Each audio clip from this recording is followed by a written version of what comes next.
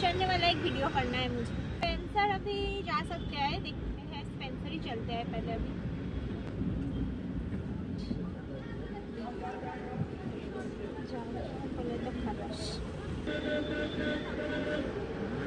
হর্নটা ফেটে গেছে, हॉर्न ठीक करता है,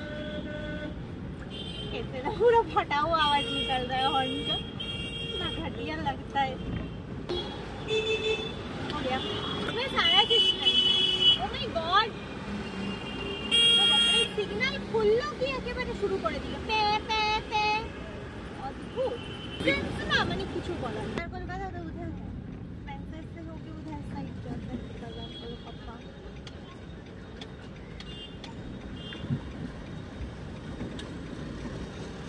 কেন ওইখানেই রাখবো, আগের সামনে ওই জায়গা দেখেছি খালি আছে, দেখে এসছি আমি।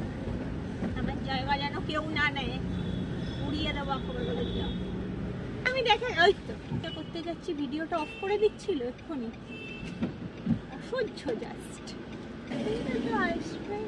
পেছনে কে লিখেছে ওই কাঁচের মধ্যে, ওই বস্তির ছেলেগুলো খেলছিল। যাই বাবা।